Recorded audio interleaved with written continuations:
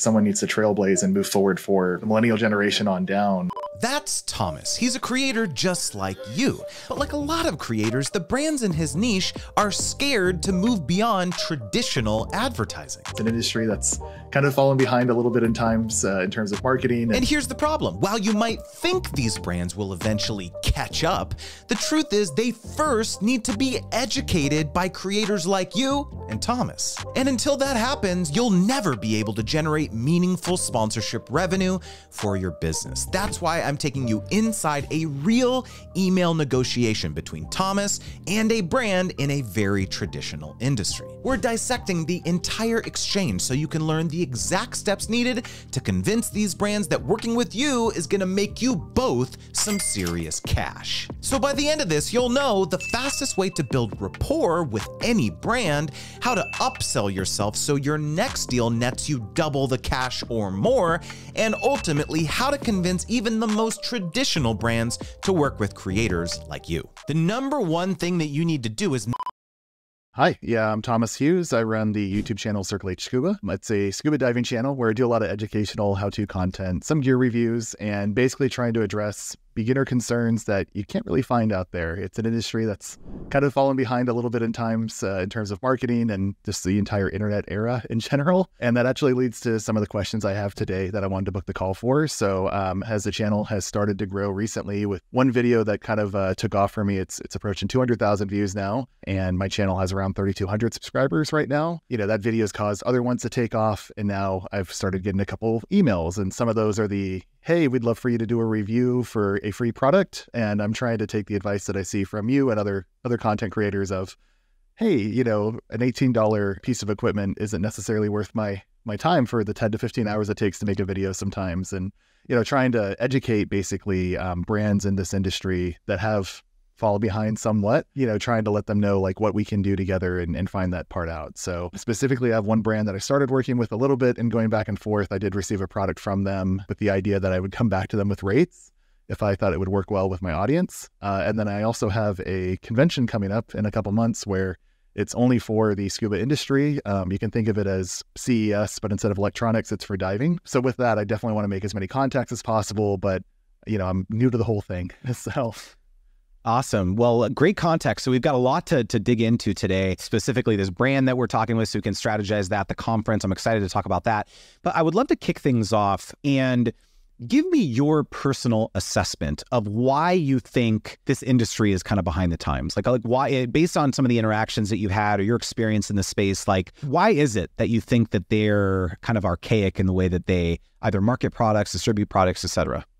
Yeah, I think there's a few reasons, and you know, I don't want to put my foot in the mouth and like talk bad about any specific groups or anything like that, but scuba diving as a hobby is a little bit more of an expensive hobby. The people in it are typically a little bit more affluent as well, and it's also sometimes an older generation. You know, if there are younger people in it, it's because their family is into it and they're able to fund those hobbies usually, or it's people that are like nickel and diming, the backpackers that go and take a gap year and they get scuba certified on their gap year, that type of thing. It's usually a little bit of a barrier of entry just in that alone. So I think there's a little bit of an old world thinking in a sense with that, because diving is relatively new. Recreational diving came out of the military in the 70s and 80s.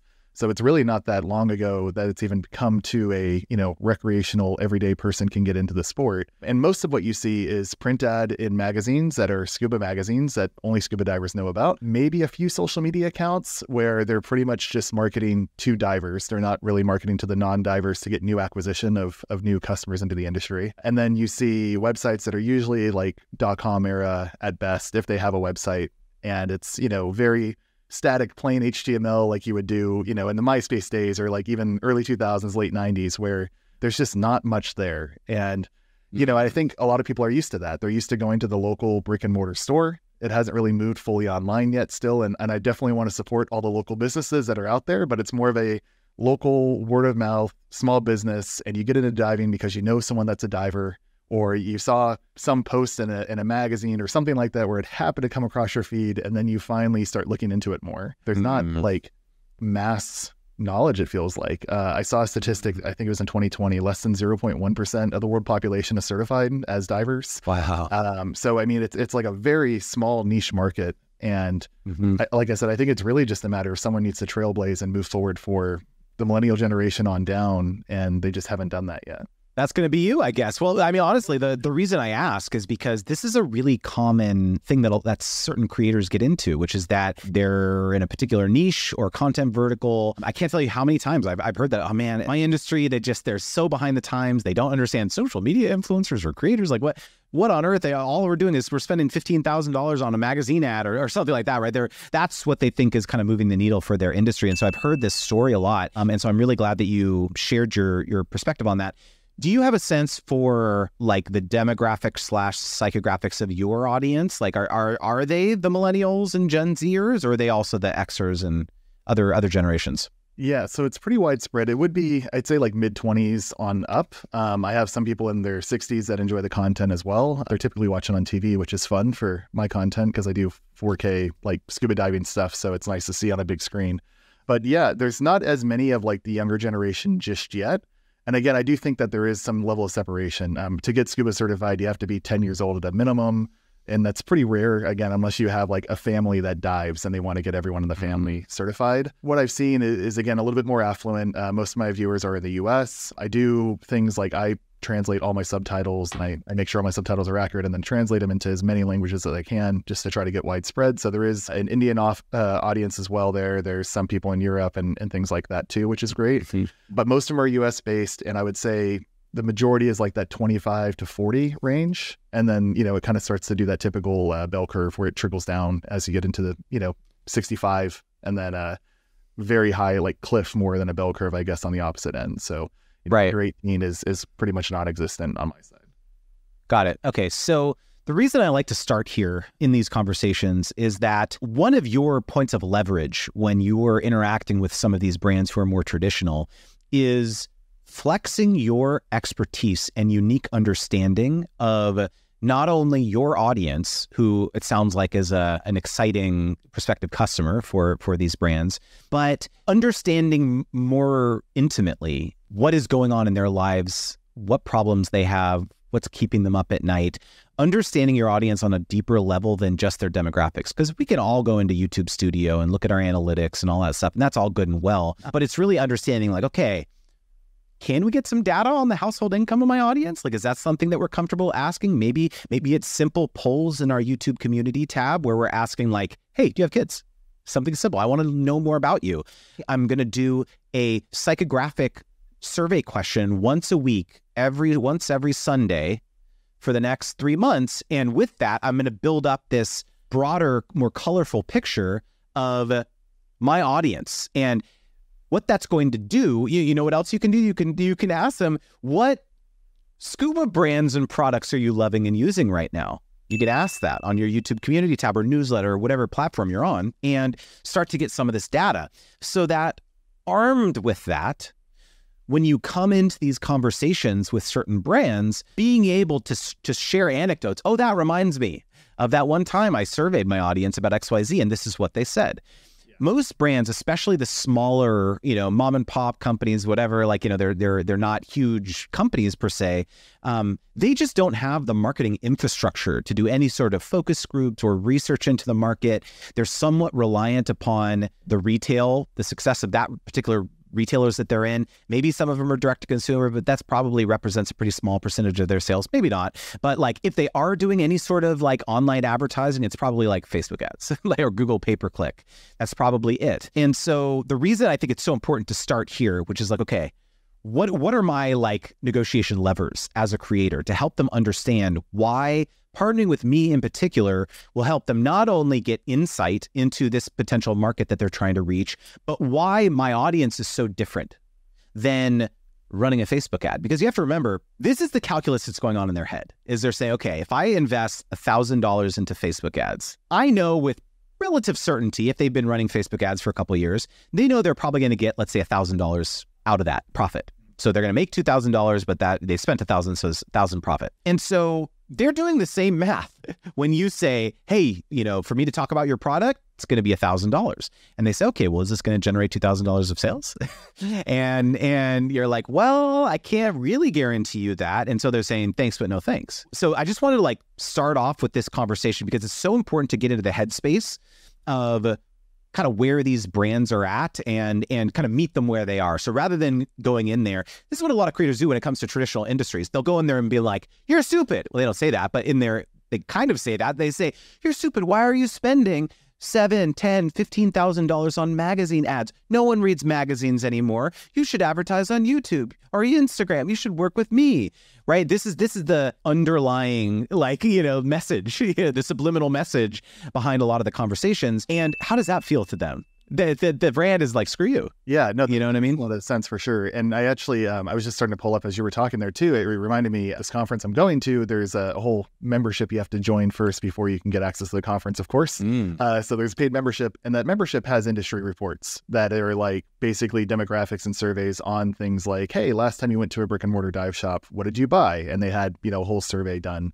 I think information like that I could definitely leverage with some of these brands that may not even know that report even exists, I guess. And I think it's also then a matter of I guess so this email, I know I forwarded you the email there. So yes, I've got it right here. Let me pull it up actually. Sure. Yeah. So it kind of starts with the typical, hey, we love your channel, and they name your most recent video or something like that, right? And they say, we really like what you're doing. And to be fair, they very well could have checked out, what I have been doing here. And one personalized thing, congrats on 2,000 subscribers, July 12th. So 2 weeks later, I'm at over 3,000 now. Hey, but boom. I thought I would reach out about this and collaborating. Maybe you could do a review of some sort. And it's kind of with that basic intro, how do I not overwhelm them with hey, yeah, I'd love to. Let me teach you how this works actually. And you're just looking for this part of it. And in this case, they're a small company based here in the US. This is the company, and they probably have less than 10 employees. So, it's kind of how do I can pull up a bunch of information and say yeah, hey, actually I found this, and this, and this is the demographics that I have. And I mean, I have stats from Amazon affiliates where I just did a review video the other day, and on day one of it, the product that I linked to sold 20 different times, from directly from my click type thing, just, within the first few hours. So it's right. I can show some stats like that, but how do I guess, for someone that's just offering a freebie, basically, yeah. How do you then pitch it? And especially when this isn't an agency that knows that these deals necessarily happen. I truly don't think that this owner here was thinking about oh, people pay for this stuff. I think he's fully in the mindset of I'm doing a favor by offering something for free to this person, and we get to work out together, and it is a collaboration, not a paid deal, I guess. So, right. I don't know, I'm going on and on, but I kind of mean how do you approach that with a brand? I think there is an element of education, but you don't want to overwhelm them. Yes, 100%. So your intuition is correct, which is that there's a couple things that I think are really important to understand when you receive an email like this. Number one, this is the owner reaching out, as you said, right? And so they probably don't have a marketing team, likely, if this is the person who's doing the outreach. Their level of familiarity with how these types of collaborations work, it seems as though they don't really even know, oh, perhaps a product review, or perhaps this, or collaboration, whatever, you tell me, basically, right? And so this is actually quite common in industries that are more traditional, where you have these smaller to medium-sized companies where there's, the owners are getting their hands dirty, et cetera. And so probably there's two very important mindset shifts around this. Number one is that the onus is actually on you as a creator to educate them. And probably what I would have done at this juncture is I wouldn't even have hit them with all these questions initially of have you worked with creators? Have you done that? Looking at your last post, all that stuff. All that stuff is great research that you should have done in the background. But probably what I would have asked for is a call, as a direct response right to this first email. I would have said, hey, let's hop on a call. This sounds awesome. It gives you an opportunity to establish rapport with the owner, because at the end of the day, the buck stops with the owner. They're going to be the ones who are writing this check probably, right? And so what I would have done is I would have said, let's hop on a call. Hey, this is super exciting. Let's hop on a call. And then ask all the questions that you asked in this email on the call. Again, these are just kind of tactical stuff, but it's again, it's reading the situation. This is a small company. It's the owner. They don't really understand this clearly. And so you can put your self into the position of expert very easily on a call like that. Okay. And then so on a call like that, asking these types of questions, and then, I guess the theory or the idea would be that they kind of recognize like, oh, wow, there's a lot more to this maybe. Yes, exactly. I can understand that. And luckily, I think in this case, I kind of got that type of response because I think they had mentioned something about like they've worked with a few people with reviews and they never really saw too many conversions. So they were kind of just looking for brand awareness and they don't have any specific campaigns going on, that type of thing. So, it was kind of like, here's one example of someone that did a TikTok for us. And, it was just kind of a general way to do that. And I personally didn't want to just do like a one-off review. I don't think that would serve my viewers too much. And for brand awareness part of it, I also wasn't too sure how to raise brand awareness yet. I'm still, trying to figure out what content formats can help with that type of goal. I think conversions would be a little bit better. And then also it was kind of weird, like you're asking for a review, but you don't necessarily want conversions. You just want people to know about it. So I thought it was a little bit strange. Like you said, maybe a call could have helped suss this out some. Yeah. Ultimately, I wound up recommending like, hey, maybe I can make a video about this product category in general, which happens to be a category that is sometimes contested in the diving community specifically. And I'll just say it has to be a snorkel. And people are unsure if they want to use snorkels or not with diving. Sometimes people say they get in the way and they're annoying to have on your face and all this different stuff. And this happens to be a solution that can kind of be a hybrid approach to, still having it with you, but not needing it all the time. So hey, this would integrate really well in this type of way. And I tried to demonstrate a little bit of value of like, hey, I can come up with a really cool idea here and, we can do this. But now if we were going to do this, and I think I did offer a call at the end of that. Yeah, we can hop on a call if right. So maybe I should so right for the call. So. Here's why getting on a call would have been so important earlier on in that juncture. You did get a lot of information, and I want to pause and acknowledge, like you got a lot of stuff right, like way better than a lot of creators that I've seen in terms of, early on. So like you've been on the live streams, you've been watching the content clearly. So let's give you, we're going to give you some applause right there. We're going to do it. I think the big insight here is that this is what would have happened had you been on the call. You could have very succinctly articulated the difference between a brand awareness campaign and a conversion campaign. So a lot of brands, they don't understand the difference, right? So you'll ask them, oh, is it conversions? Is it repurposing? Is it awareness? Like they say, oh, awareness and conversions. Like they don't really quite understand what the difference is. And so it takes you saying the following. You say, okay, well, if it's brand awareness, then, or if it's conversion, then what I'm going to be doing is I'm going to be saying, oh, you got to check out this, particular scuba hybrid product. It's amazing. Here's a couple of the features and benefits. Click the link in the description and use the promo code Circle H Scuba 20 for 20% off your first purchase. That's the conversion, because you're driving someone to do a very specific call to action, right? Contrast that with a brand awareness campaign where you may not even drive anyone to a link, or there's probably no promo code. It's just like, hey, I'm going to educate you about this product. And the whole goal is association with you and your name and likeness and your brand and scuba in general. It's going to be more of kind of a full court press attack approach across, probably not just you. There's probably going to go out there and work with other creators too. And so it's like explaining the difference is that like tactically, the way in which you create the content will actually change based on the goal of the brand. And so helping them understand that more, because even in their explanation of like, oh, we've worked with these people on TikTok and like, it seemed like the people had smaller followers. Well, they didn't really convert and all this stuff too. That has nothing to do with how many followers you have. It has everything to do with the way in which you craft the content. Obviously, following can be somewhat of a proxy of how much, because there's more eyeballs, the more potential for sales, obviously. But like a much bigger factor is all of the other things related to it with like, we didn't even get into this, but like, what landing page are you sending people to? Right? Like, let me look at that. Like, can you send me the landing page that these other smaller creators who you said didn't convert were driving to?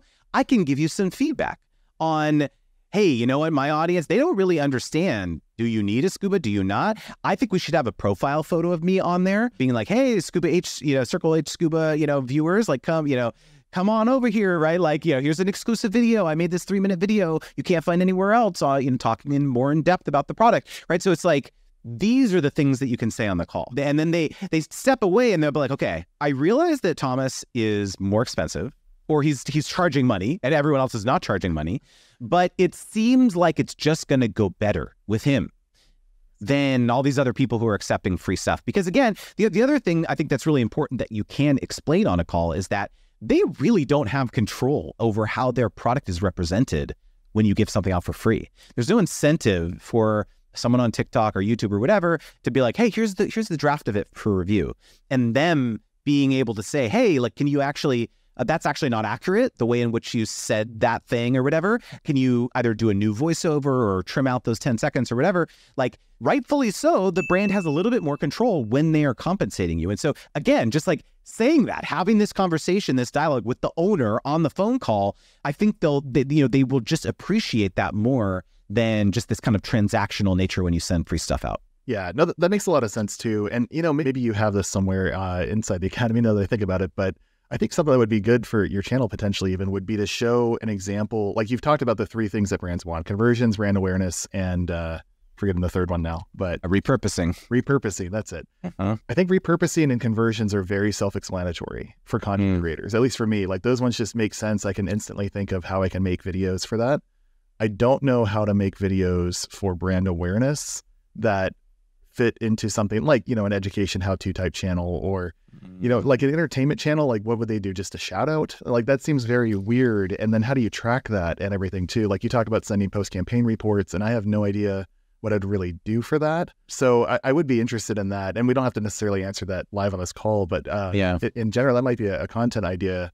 Is that like, hey, this is an example of someone that you worked with that's done a, brand awareness campaign, and here's an example of this and that. Because that was what I did. I actually wound up kind of talking them back into conversions potentially, and was like, I know you said this didn't necessarily work, but then I talked about like a tracking link or using Amazon affiliates where I can give them a report afterwards. And then I tried to show some value by saying like, hey, I even ran a poll with my community, and so far the results are 50-50 on people using them or not, which leads into my idea of, are these useless or not? And maybe you should have one, and here's a solution that allows you to take one even if you don't like using one normally. I was trying to show like basically the pitch and where it would be valuable and how it's already going to potentially resonate with my active audience that's involved with my community posts. I think did a good job positioning, but to your point, like I could have said all of this on the phone. That would have been more personal, and we probably could have had more rapport with it too. I do think that I can still pull this one out. Like where we're at right now is I told them that basically this weekend I'm going to go diving again and do a little bit more testing with the product, and then also in the back of my mind doing some more footage as well with the product, because I need that in the water. Right. The nature of the content I create, I have to do it while I'm out diving. So like I have time to come back to them and kind of craft a response. And my plan was to kind of come back and hopefully get on a call and say like, okay, hey, like this is what I'm thinking right now. This is, a video type that I think would work well, and kind of go from there. I think there's so much like that can be accomplished on a call. In addition to what they reach out about, like another avenue we haven't even explored yet is like, tell me about your social media strategy, brand. You did your own sleuthing, and it seems like they're doing a little bit of YouTube, but not much else elsewhere. Like, why is that? Is it a resource or bandwidth constraint internally with your team? Do you have a marketing team? Who's doing your content? Who's doing your social media? All of those questions are totally fair game on a call like that. And so that could open up a whole other conversation of, hey, like I can absolutely talk about you on my channel, all this stuff. But like, I think there's a really big opportunity to tell your brand story in a really, really unique way on your owned platforms. Oh, you don't have a TikTok? You probably should have a TikTok. Like you could show examples of how you tell stories and use narrative storytelling around the brand and the product. You're a small team. Like people love getting behind the underdog when it comes to like small businesses and products and stuff like that, especially on TikTok. So again, it's like having that conversation, it's difficult to have over email sometimes, especially with a small company or a small brand. And so like you said, I still think this is totally salvageable. You've still got some time. Again, like I would really try to push for a call still. I really would try to say, hey, like, all right, I've got all my results. I tested it. I had a lot of time in the water with it. Would love to hop on a call and kind of chat through all this. Would be great to meet you. Happy to give some like feedback on the product. I mean, I don't know if you want to do that, but like things like this, and then go from there. And so essentially my recommendation on the call is I would just develop your list of questions in advance before you get on the call. You ask them, clarify some of the, campaign, objectives that they were talking about, any other questions that you have, such as the ones that we brainstormed. And then at the very end, you basically say, this was super useful. I'm going to go back and I'm going to put together a proposal of some ideas that I have of how we could collaborate. You can say, I know you mentioned that about the commissions and all that stuff too, but I have a much more ambitious plan of how we could really move the needle for your company and for your products. I'd love to put together a couple different tiers or packages of what that would look like. And so do you have a sense of what those 3 or 4 investment levels would look like? What's feasible from a budget perspective? And just leave it at that and see what they say. And he'll probably hem and haw and say, oh, well, we haven't really done it before. We haven't seen great results. You say, okay, well, like what's feasible? You just say, okay, good to know what's feasible, right? Because again, at the end of the day, like you said, an $18 snorkel is not justification enough for you to spend 10, 20, 30 hours in total testing this product, reviewing it, et cetera, et cetera. It's just not worth it. And so your job is to tactfully communicate that, is to say, there's all these other ways I can provide value to you beyond just distribution on my platforms. Okay. Yeah. Sorry, I'm taking some notes as you talk too. Yeah, of course. Yeah. No, that's great. I think that makes a lot of sense. And yeah, I think that's definitely going to be the next call then. Yeah. I wrote, that was the first thing I wrote down was like, get on a call. So I think that'll be good, and definitely doing that. Quick reminder, if you want to appear in a future video like this, you can book a one-on-one call using the link below. And I think part of it for me, maybe this will relate to other people that watch this, would be, especially as this being my first brand deal type thing, it was almost like the nervousness of, I didn't feel fully prepared going into it. So if I'm going to be the expert as like the content creator, I wanted to have all the cards in my hand type thing and not have a question on a call where I don't have that buffer time to think like, how do I craft a response to this properly and not back myself into a corner? So I think that makes sense. I mean, this makes me feel a lot better about it already. And can I give you permission on something? It's okay to say, I don't know, to a question, rather than BSing your way through an answer. I've heard this from a lot of creators, the sentiment you just expressed, which is like, I'm just terrified to get on a call because they're going to ask me something and I don't know, like they're going to ask me, how can you track this conversions or attributions or like technical something, right? There was like, I don't know what to say to that. And you say, you know what, I'm actually not sure. No one's ever asked me that before, but I'll look into it and get back to you. I actually think people respect that more than when you're trying to BS someone. And that actually is more of a sign of expertise than anything else. Is that people like true experts, true people who have integrity and understanding and authority, they're totally comfortable being like, I don't know the answer to that. I'll get back to you. And that's totally reasonable. And so what I'm saying is that shouldn't be an obstacle. That shouldn't stand in the way of you starting to forge these relationships, getting on calls, et cetera. Yeah. No, I mean, I think it's a great point. I mean, I've done plenty of like public speaking and things like that in the past and everything too. But yeah, something about this specifically was like, oh, I don't want to like put my foot in my mouth type thing and commit to something that I don't want to actually commit to, or, you know, quote unquote, ruin a potential deal when it's my first time. And then at the same time, I mean, I might need to ruin 100 deals before I get one that lands properly, because sometimes that's just the way it goes too, right? You have to get the reps in. But yeah, no, stick with me. You're not going to ruin 100. Don't worry. Then maybe there'll be maybe there'll be a couple, but not 100. I definitely want to talk about the conference. But are you feeling pretty good with this situation right now? I was going to say, I think that helps a lot with this, and I think it just gives me some more fuel for, you know, if any other ones come in general. So yeah, so transition to the conference. So the quick high level is that this is an industry conference. Again, think of it as like a CES, basically, a consumer electronics show, but it's specifically for the dive industry. So only dive professionals like myself, a scuba instructor, dive shops, the travel agents that do all the resort bookings and stuff like that.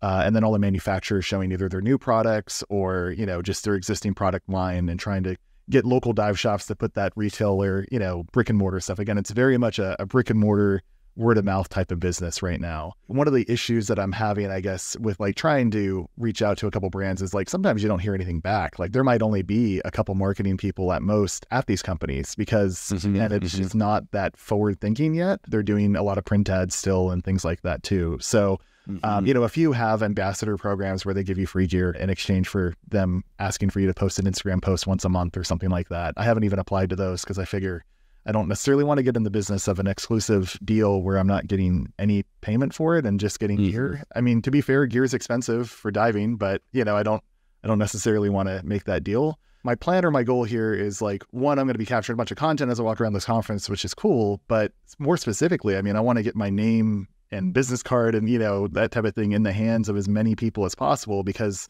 the people that work these booths are the marketers, right? Like they're the advocates. And I know that. So they're the people that can at least get my foot in the door, hopefully. And I'm not sure like how to best prepare for that, I guess. And then again, it's kind of like, what's your elevator pitch of why you should even consider YouTube as content creators and potentially sponsoring a video or doing a brand deal when, you know, some of them aren't even doing social media in general. Like you mentioned, Right. ads, some aren't even doing that. It's Right. really just a word of mouth. So All right. So let's start with the baseline. Okay. Which is that, what do you think everyone else is going to be doing? They're going to be trying to do exactly what you just described. It was like, how can I get my business card in the hand of all these marketers? That's what everyone's thinking. Okay. And so your number one task is to not be that dude. Okay. Not be the person who comes up and be like, let's collaborate, let's partner. Like, I have a YouTube channel, this many subscribers, blah, blah, blah, blah, blah. Because that's a big turnoff. Right. And so the big difference of how you need to approach interacting with these marketers, because you're not going to have much time. Usually there's probably going to be a table and, it's either maybe it's an open booth, maybe it's not, maybe it's just a table and you have to kind of awkwardly go over and like talk to them over the thing. I've been to a lot of conferences in my life. And so it's like, you don't really know until you get there. But the number one thing that you need to do is make it about them, not about you. And so your goal when the first moment that you come up and you interact with them is, tell me about your marketing objectives for the rest of the year. Are you releasing new products? Are you releasing new features to your current products? What are your goals? That's what you ask them. That's the leading question. And you just act interested in them and what's going on in their world, because that's what they're there to do, to talk about their own stuff. Because I've been at these conferences, man. I know what creators, a lot of people will do is they go, oh, I have a YouTube channel. I have a podcast. I'm doing XYZ. I'm a journalist. I'm a blah, blah, blah, blah, blah. And it's pitching their own stuff. And so you have to flip the tables and be like, look, eventually they're going to ask you. You're asking all these questions. Oh, what do you do?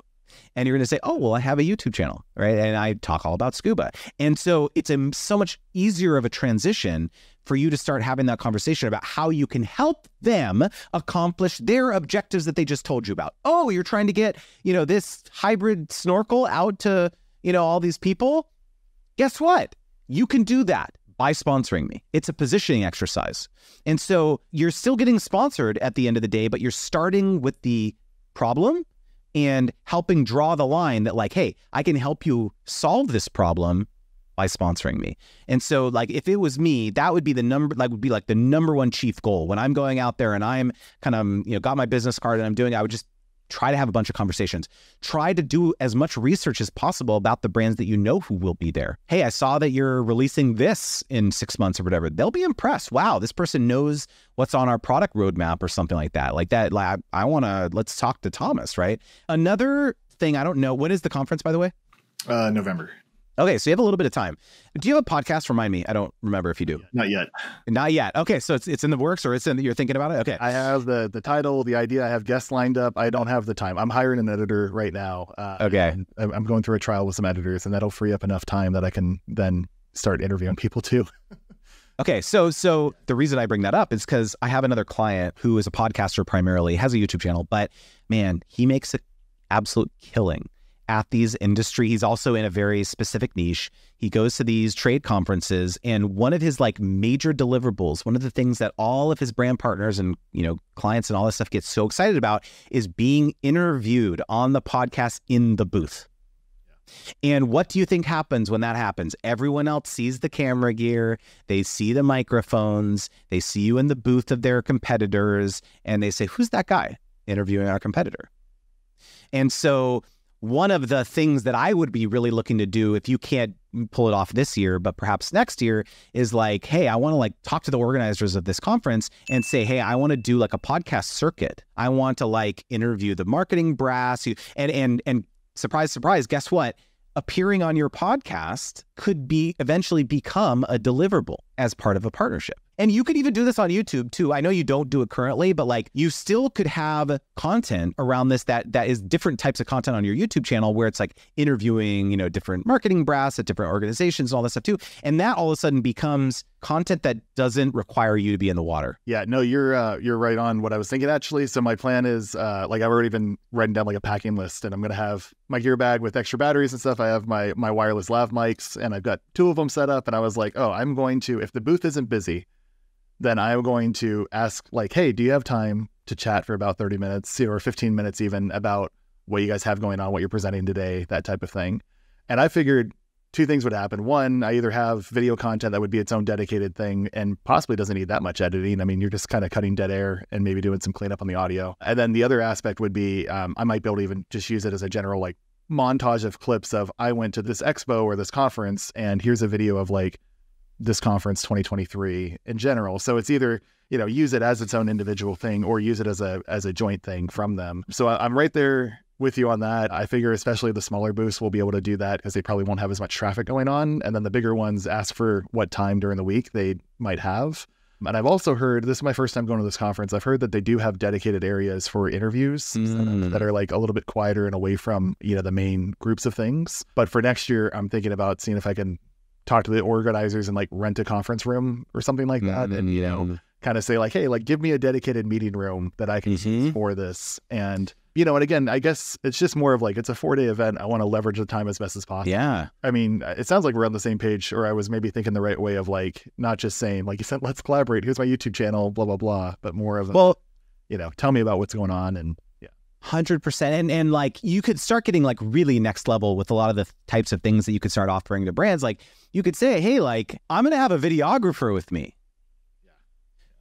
Or a photographer with me. Do you want me to capture, let's say you are doing the interviews and all that stuff too. Would you like me to capture some behind the scenes footage of you and your team and the booth and like all this stuff, your advocacy for the scuba industry at this trade convention?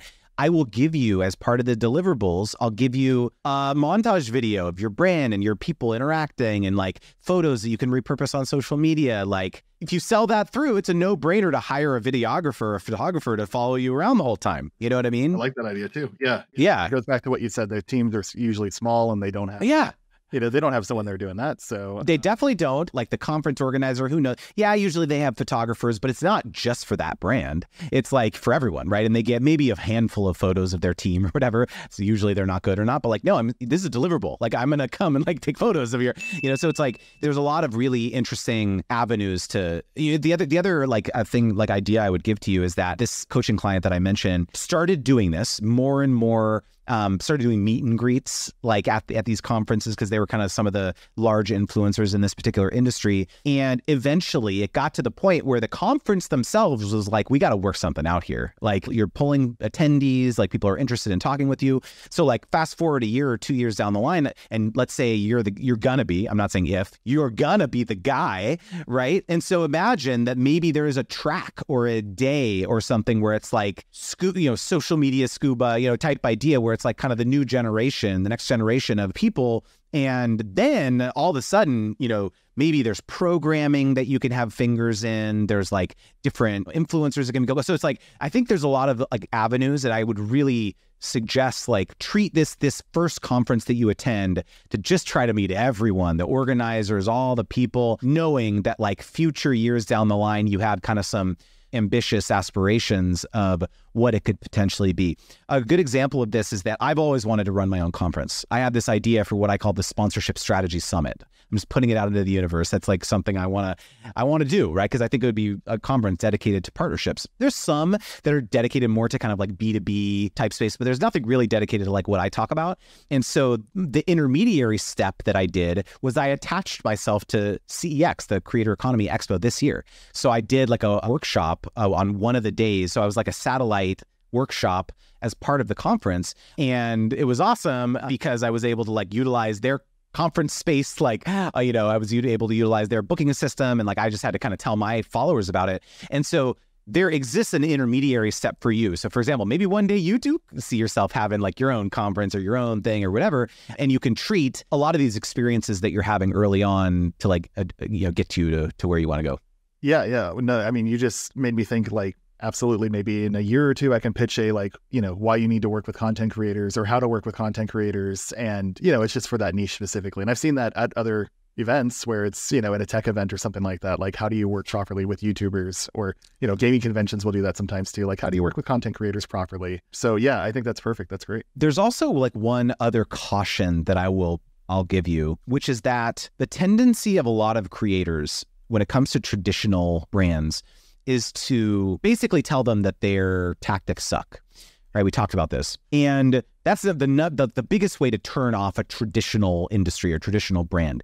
In the example where it's like, oh, we're spending 7, 10, 15K, on these like magazine insertions or whatever, that's their comfort level. Believe it or not, it would be way easier for you to pitch them, hey, as part of your fall magazine spread, we can do a whole editorial and an interview around how you are working with me on my YouTube channel. That's the point of the magazine ad. And yes, working with me on my YouTube channel can be part of it, but it's really, that's the subject of the magazine ad. And so what you're going to them and saying is not, stop running magazine ads. That's stupid. That's a waste of your money. It's, I see you. I get that that's your comfort level. I can do that. That's fine. We'll do a profile on me and how there's all these people watching my YouTube channel all about scuba and I'm educating a new generation. And it's like, there's a story there, right? And so like, that's what you pitch and how their brand or their company is advocates for this kind of the next generation of scuba aficionados or whatever.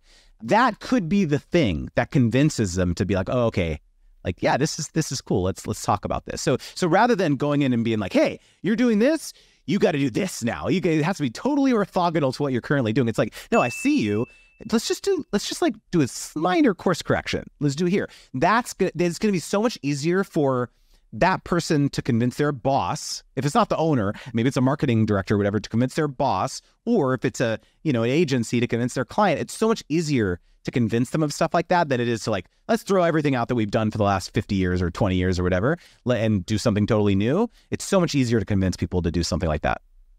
Makes sense. Yeah, no, that makes a lot of sense actually. So, okay, one follow-up question to that, and then maybe one final question that might take up the rest of our time here.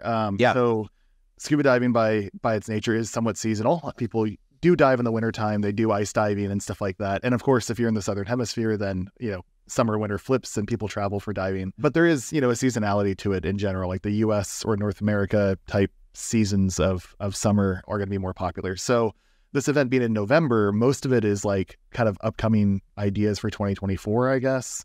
And I assume, I think I know the answer to this, but like maybe some of the research I should do is like, hey, like I saw you did this in 2023 or this product came out in 2023. How'd that go? And then, what are we doing in 2024 to promote that when the season comes back around or something like that? Like one of the things we do is we have dive computers, and a pretty popular company just released one a month ago, right at middle of summer type thing, which is great. But, all of that kind of dies off, unfortunately, during the winter months, except for the people, again, in the Southern Hemisphere. So it's kind of like, well, for next year, you're not going to come out with a brand new computer. They just don't, one company came out with one, I think, and then it's been the top one for like 7 years, and they made version 2 of it 7 years later, and it's the exact same thing with like 2 improvements to it type thing. Like it's such a small improvement where their whole marketing was like, we know we did a great job. We're giving you the same thing with like just these couple marginal improvements, because if it's not broken, why fix it type thing. Like, I think there might be an element of that or an aspect of that. And maybe it's just searching as best as I can through old social media posts if I can find them, or press releases, since they're doing that type of work still.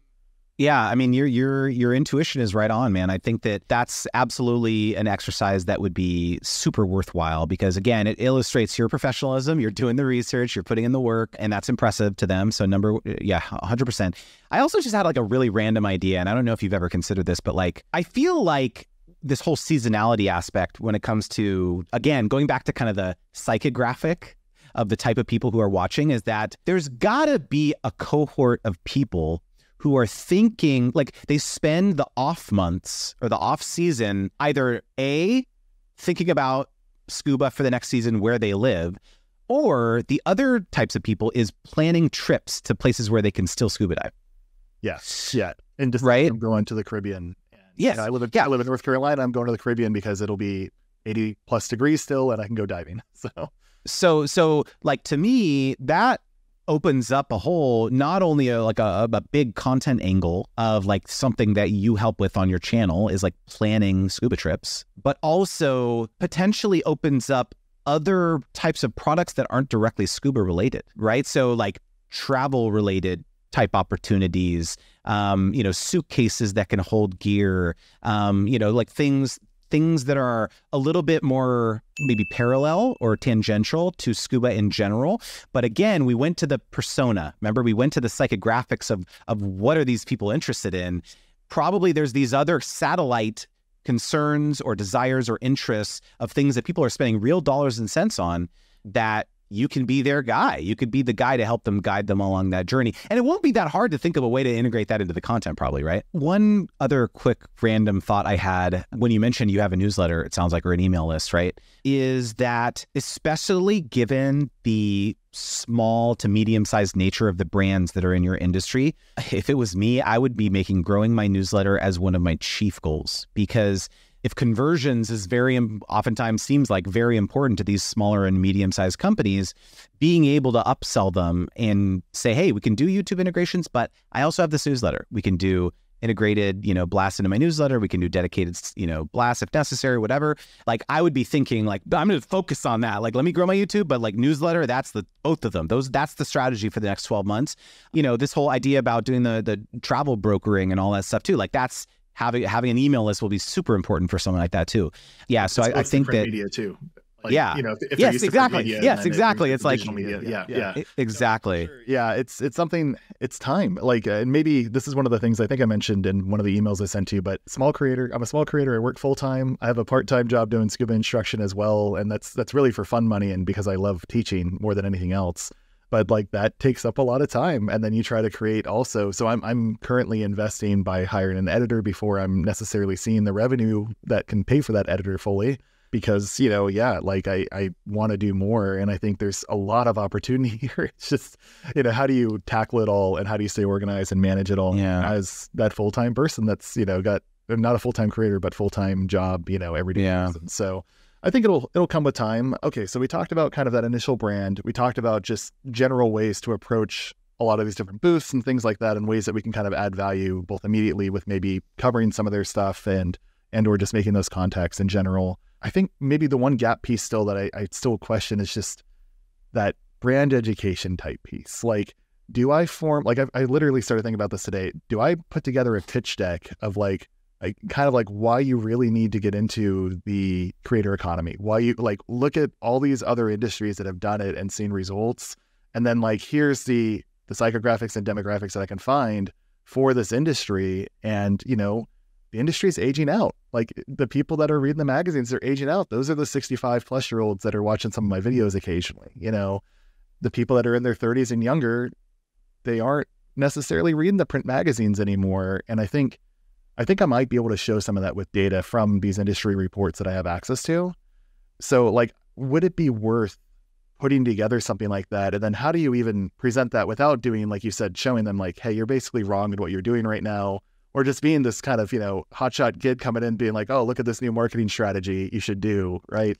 I don't know if it's valuable or not, but it's still the education piece is weird. And I think there was a stream of where you mentioned a client that you worked with that was in the lawnmower industry, I think. Mm-hmm. It was the same idea where it's John Deere tractor isn't going to be thinking about YouTube videos necessarily. But so you said there was a positive experience there. So the coaching client that I was talking about throughout this call, that's the same person. He was coming up against this brick wall, just like you are right now, it sounds like, right? This was 5 years ago. And he just kept going. He just kept educating, going on calls. He didn't get every deal, but he just kept chiseling away at this big rock. And now the budgets have exploded for not just him, but other folks in his industry.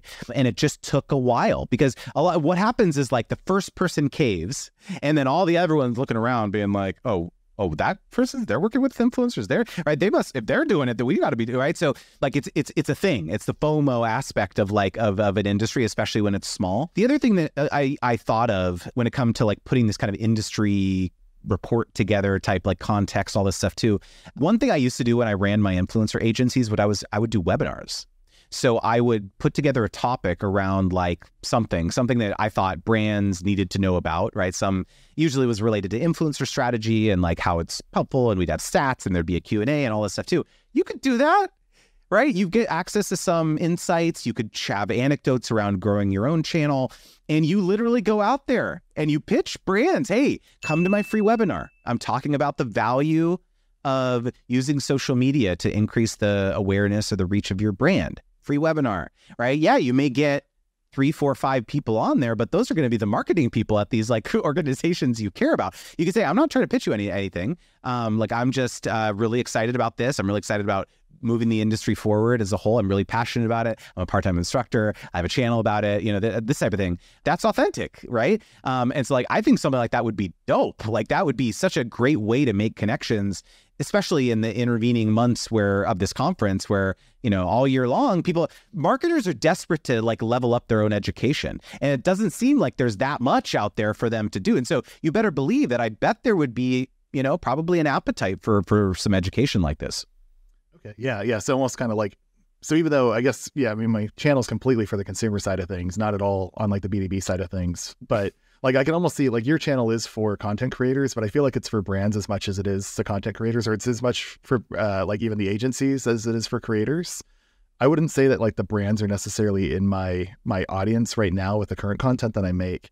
But do you think I guess you're giving me permission, but it'd still be an area that I could say like, hey, like I'm just hosting this free thing if you're interested anyway. Yeah, and the other value of that, man, is that it'll give you interesting insights to circle back to your audience, right? Okay. Because, right, it's like, so even though your audience on the channel is not brands, that's not what you're caring about, the goal of it is to start establishing relationships, build that Rolodex up for ultimate brand partnerships down the line.